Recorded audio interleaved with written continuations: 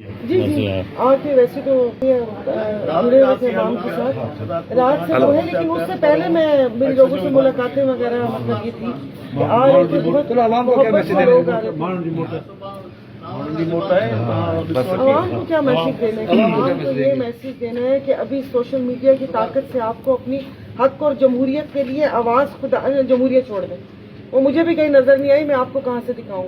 अपने हक के लिए आवाज उठाएं कि इन सिंध के जो वसाइल हैं और अल्लाह पाक की नेमतें हैं उन पर आपका भी हक है। सस्ती रोटी दाल चावल के चक्करों में मत आइएगा। उससे पहले आपने रोटी कपड़ा मकान का नारा भी सुना जो कि अल्लाह पाक का वादा है। तो अल्लाह की नेमतें ही तितर बटेर पल्ला मच्छी तवा जेला भी आए सगो दाल चावल ना खाओ।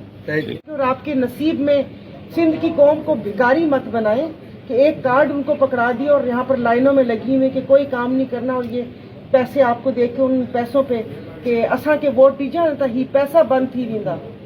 गयूर अवाम है। आप खुद यहाँ जिला सांगड़ से ताल्लुक रखते हैं, आपको भी आसपास वो पता होगा। जी अभी तक तो सारा कुछ जो है सब कुछ कुशल मंडल दिख रहा है। वारदात तो 8 फरवरी को डाली जाती है। फिर दोबारा कहा जाता है कि सारा बालों को इलाज कहाँ से करेंगे? मैं तो यहीं की हूँ, यहीं पे रहती हूँ।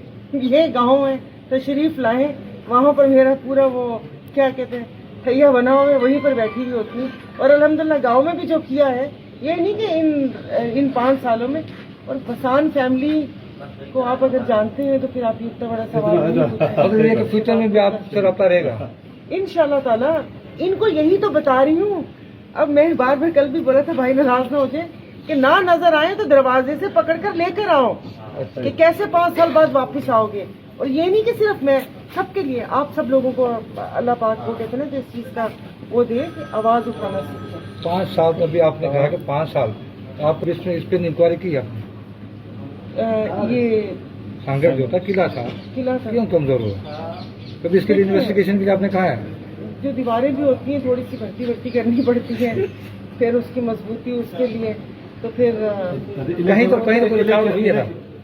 आप बोले बात जी कौन कौन सा हालांकि आपने विजिट किया? जी मैं अपने इस क्या कहते हैं जटिया शाहपुर चाकर बरून और ऐसे जिस तरह जो वक्त से थोड़े से गाँव क्या इशू नजर आया?